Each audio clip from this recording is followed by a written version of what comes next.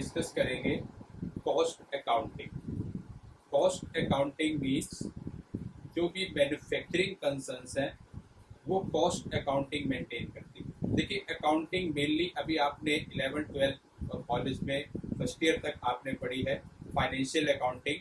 Financial accounting में profit जानने के लिए हम बनाते हैं trading profit and loss account. यानी फाइनेंशियल अकाउंटिंग में अगर हमें प्रॉफिट जानना है तो हम बनाते हैं trading profit and loss account. लेकिन कॉस्ट अकाउंटिंग में अगर हमें प्रॉफिट जानना है तो हम बनाते हैं कॉस्ट शीट। कॉस्ट अकाउंटिंग में प्रॉफिट जानने के लिए कॉस्ट शीट बनती है। फाइनेंशियल अकाउंटिंग में प्रॉफिट जानने के लिए trading profit and loss account बनता है। तो आज हम जो है डिस्कस करेंगे कॉस्ट शीट के बारे में। कॉस्ट शीट कैसे हम बनाएंगे, क्या क्या हेडिंग होंगे कॉस्ट शीट में, और कैसे कॉस्ट अकाउंटिंग के अंदर हम प्रॉफिट को फाइंड आउट करेंगे। तो देखिए format of cost sheet. Cost sheet का क्या फॉर्मेट रहेगा? Particular detail amount. Particular detail amount, ये आपका पर्टिकुलर, इट्स डिटेल, और ये आपका अमाउंट। ये फॉर्मेट हम बना के चलेंगे कॉस्ट शीट के लिए। Particular detail amount. सबसे पहले आपके पास होना चाहिए डायरेक्ट मटेरियल। डायरेक्ट मटेरियल, जिसको हम मटेरियल कंज्यूम भी कहते हैं। डायरेक्ट मटेरियल, कई बार तो डायरेक्ट मटेरियल डायरेक्टली गिवन होता है, पर कई बार हमें निकालना होता है। निकालने के लिए हमें क्या करना होगा? हमें दिया होगा opening stock of raw material. Raw material का ओपनिंग स्टॉक गिवन होगा, वो लिखेंगे हम डिटेल में। उसमें प्लस करेंगे हम purchase of raw material. Raw material की परचेज गिवन होगी, और माइनस करेंगे closing stock of raw material. Closing stock of raw material. ये प्लस माइनस करने के बाद जो आपके पास आएगा, ये आएगा आपका डायरेक्ट मटेरियल, जिसको हम कहते हैं मटेरियल कंज्यूम। यानी मटेरियल कंज्यूम डायरेक्ट मटेरियल निकालने के लिए opening stock of raw material plus purchase of raw material minus closing stock of raw material, इन तीनों एडजस्टमेंट को करके ये आपका आ जाता है डायरेक्ट मटेरियल। उसके बाद है आपका direct wages. Direct wages, direct wages यानी डायरेक्ट लेबर। डायरेक्ट लेबर जो फैक्ट्री में जो लोग काम करते हैं, डायरेक्टली जो प्रोडक्शन में इन्वॉल्व होते हैं, उनको हम वेजेस जो देते हैं वो है हमारी, यानी जिसके बिना प्रोडक्शन पॉसिबल ही नहीं है, वो है हमारी डायरेक्ट वेजेस। डायरेक्ट वेजेस को हम कई बार प्रोडक्टिव वेजेस भी कहते हैं। डायरेक्ट वेजेस का दूसरा नाम प्रोडक्टिव वेजेस भी लिखा जाता है। उसके बाद है डायरेक्ट एक्सपेंस। डायरेक्ट एक्सपेंस यानी ऐसे एक्सपेंस जिनके बिना प्रोडक्शन पॉसिबल नहीं है, प्रोडक्शन को करने में हेल्पफुल है, वो होते हैं हमारे डायरेक्ट एक्सपेंस। जैसे कैरेज इनवर्ड है, फ्रेट ऑन परचेज है। यानी प्रोडक्शन के लिए, किसी भी सामान को बनाने के लिए जिन एक्सपेंस का सबसे पहले जरूरत है, डायरेक्ट एक्सपेंस जो डायरेक्टली रिलेटेड है प्रोडक्शन से, that is called direct expense. इन तीनों पॉइंट्स को अगर हम जोड़ दें, यानी डायरेक्ट मटेरियल, डायरेक्ट लेबर और डायरेक्ट एक्सपेंस, तो सबसे पहला जो स्टेप है वो आता है आपका प्राइम कॉस्ट। ये आता है आपका प्राइम कॉस्ट। पहला स्टेप जो है आपका आएगा प्राइम कॉस्ट, यानी direct material, direct wages, direct expense, तीनों को हमने प्लस किया तो आपके पास जो फर्स्ट पॉइंट आया वो मैं एरो से आपको शो कर देता हूँ। ये फर्स्ट पॉइंट जो है आपका आया, दैट इज प्राइम कॉस्ट। अब इसमें हम प्लस करेंगे, ऐड करेंगे factory expense. Factory expense, factory के जितने भी खर्चे हैं उन सबको लिखा जाएगा। जैसे फैक्ट्री रेंट है, फैक्ट्री वेजेज है, फैक्ट्री इंश्योरेंस है, फैक्ट्री सैलरी है।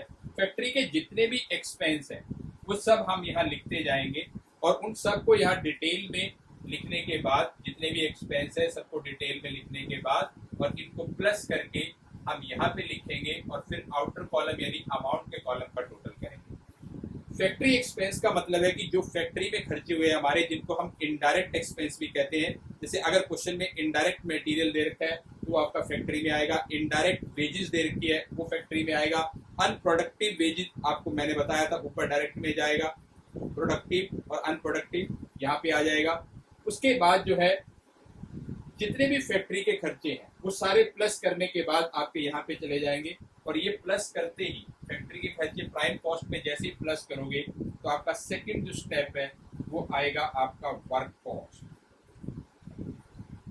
सेकंड स्टेप आ गया आपका work cost. Second step is your work cost. देखिए वर्क कॉस्ट तक हम पहुंच गए हैं, इसको भी मैं एरो से आपको शो कर देता हूँ। ये वर्क कॉस्ट आ गई। अब वर्क कॉस्ट में कुछ एडजस्टमेंट है, अगर क्वेश्चन में गिवन है तो वो एडजस्टमेंट हम करते हैं। इसमें प्लस होगा opening work in progress, opening work in progress, और माइनस होगा closing work in progress, closing work in progress.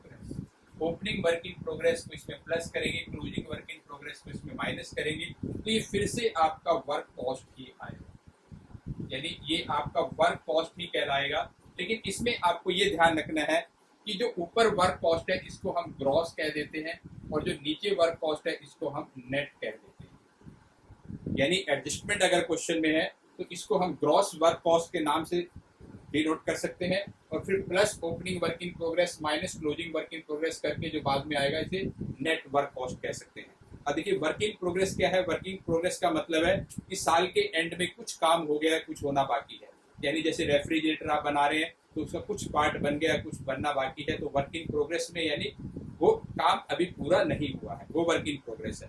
तो ओपनिंग वर्क इन प्रोग्रेस आपका प्लस होगा, क्लोजिंग वर्क इन प्रोग्रेस आपका माइनस होगा। तो हम यानी सेकंड स्टेप तक पहुंच गए, आपके पास आ गई नेट वर्क कॉस्ट। अब देखिए नेट वर्क कॉस्ट के बाद कॉन्टिन्यूशन आपकी कॉस्ट शीट चलेगी। ये आपका अमाउंट का कॉलम था, ये आपका डिटेल का कॉलम था, और ये आपका पर्टिकुलर। ये कॉन्टिन्यूशन है, पर्टिकुलर, डिटेल, अमाउंट। अब हम देखिए नेट वर्क कॉस्ट तक हम पहुंच गए हैं। Net work cost, net work cost तक हम आ गए हैं। यहाँ से नेट वर्क कॉस्ट हमने निकाली है सेकंड स्टेप, और ये हमारा सेकंड स्टेप हम यहाँ पे आ गए net work cost. Net work cost अब इसमें हम ऐड करेंगे office and administrative expense. Office and administrative expense, जितने भी ऑफिस के खर्चे हैं, जैसे ऑफिस रेंट है, ऑफिस सैलरी है, ऑफिस इंश्योरेंस है, ऑफिस के जितने भी एक्सपेंस हैं वो सब हम यहाँ डिटेल में लिखते जाएंगे जितने भी हैं, और उनको सबको प्लस करके हम यहाँ लिखेंगे। और ये प्लस करने के बाद जो स्टेप आपका आएगा यानी थर्ड स्टेप आएगा आपका cost of production. Cost of production यानी जिसको हम कहते हैं cost of goods sold, cost of production, ये आपका स्टेप आ गया। ये है आपका कॉस्ट ऑफ प्रोडक्शन। अब कॉस्ट ऑफ प्रोडक्शन में भी कई बार एडजस्टमेंट होती है, कोई एडजस्टमेंट है तो हम करेंगे, वरना आगे बढ़ेंगे। देखिए क्या एडजस्टमेंट हो सकती है। इसमें प्लस होता है आपका opening finish goods, opening finish goods, और माइनस होता है closing finish goods. Opening finish goods यानी बिल्कुल माल आपका रेडी है, बस उसको सेल के खर्चे करके बेचना है। ये एडजस्टमेंट करने के बाद भी आपका क्या आया? Cost of production. Cost of production, देखिए कॉस्ट ऑफ प्रोडक्शन जब भी एडजस्टमेंट हो तो इसको आप ग्रॉस वर्ड यूज कर सकते हो, इसको आप नेट वर्ड यूज कर सकते हो। यानी ग्रॉस कॉस्ट ऑफ प्रोडक्शन अगर एडजस्टमेंट गिवन है, और एडजस्टमेंट करने के बाद एडजस्टमेंट क्या है आपकी कॉस्ट ऑफ प्रोडक्शन में? ओपनिंग फिनिश गुड्स आप प्लस करेंगे, क्लोजिंग फिनिश गुड्स आप माइनस करेंगे, तो आपके पास आ जाएगा net cost of production. Net of cost of production के बाद अब इसमें ऐड होंगे आपके सेलिंग के खर्चे, selling and distribution expense. Selling and distribution expense, जितने भी सेलिंग एंड डिस्ट्रीब्यूशन एक्सपेंस है वो सब लिखे जाएंगे। लिखने के बाद यहाँ ये लिखा जाएगा अमाउंट में, और आपका फोर्थ स्टेप जो है वो आएगा आपका कॉस्ट ऑफ सेल। यानी सेलिंग के खर्चे ऐड करने के बाद आपका फोर्थ स्टेप आएगा cost of sale. Cost of sale तक अब हम पहुंच गए हैं, ये आपका कॉस्ट ऑफ सेल पॉइंट है। कॉस्ट ऑफ सेल तक अब हम आ गए हैं। देखिए लेकिन सेलिंग एंड डिस्ट्रीब्यूशन में क्या क्या एक्सपेंस हो सकते हैं? जैसे एडवर्टाइजमेंट एक्सपेंस है, सेल्समैन सैलरी है, सेल्समैन कमीशन है, यानी सेल में जो हेल्प कर रहे हैं खर्चे वो आपके सेलिंग एंड डिस्ट्रीब्यूशन में आ जाते हैं। और अब आपके पास आ गई है cost of sale. Cost of sale में फिर हम अपना ऐड करते हैं मार्जिन यानी प्रॉफिट, और प्रॉफिट जैसे ही ऐड हम करते हैं तो हमारे पास आ जाता है step fifth, that is sale. हमारे पास फिफ्थ स्टेप आ गया सेल। तो ये है आपका कॉस्ट शीट का फॉर्मेट। देखिए माना कॉस्ट शीट हम क्यों बनाते हैं, अपने प्रोडक्ट की डिफरेंट स्टेजेस पे कॉस्ट जानने के लिए। कैसे, देखिए माना जैसे एक पेन जो है आपने 20 रुपीज का परचेज किया, 20 रुपीज का परचेज किया तो 20 रुपीज उसकी सेल वैल्यू, 20 रुपीज उसकी मार्केट वैल्यू हुई, यानी 20 रुपीज का आप उसको मार्केट से परचेज करके लाए। अब देखते हैं उसकी डिफरेंट स्टेजेस पे कॉस्ट क्या क्या है। देखिए सबसे पहले माना डायरेक्ट मटेरियल, उसमें जो मटेरियल लगा है पेन में वो 2 रुपए का मटेरियल लगा है, ओनली 2 रुपीज का उसमें रॉ मटेरियल लगा है। फिर लेबर जो कॉस्ट हुई है उसकी वेजेस 1 रुपीज, डायरेक्ट एक्सपेंस 1, यानी 4 रुपीज जो है उसकी प्राइम कॉस्ट है, 4 रुपए उस पेन की प्राइम कॉस्ट है। फिर फैक्ट्री में कुछ खर्चा हुआ, फैक्ट्री में जैसे उस पर जो भी प्रोसेसिंग हुई 3 रुपए, तो 7 रुपए में यानी 7 रुपीज में वो फैक्ट्री से बन के तैयार हुआ। यानी जो भी पेन आप 20 रुपीज में परचेज करके लाए हैं वो फैक्ट्री से 7 रुपीज में बन के तैयार हुआ। 7 रुपीज में बन के तैयार हुआ, एडजस्टमेंट कोई नहीं है तो 7 आ गया, ये 7 आपका यहाँ पे आया।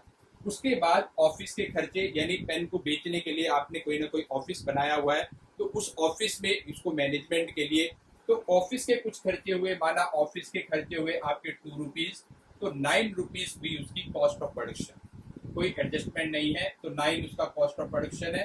अब उसमें सेलिंग के खर्चे डालेंगे, देखिए सेलिंग के खर्चे थोड़े ज्यादा होते हैं, तो माना कि 5 रुपीज उसकी एडवर्टाइजमेंट पे, उसकी सेलिंग पे, उसकी डिस्ट्रीब्यूशन पे खर्च हुआ, यानी 14 रुपीज में अगर हम उसको बेचते हैं तो नो प्रॉफिट नो लॉस है। लेकिन 6 रुपीज हमने अपना मार्जिन ले लिया तो 20 रुपीज में हम इसको बेच रहे हैं।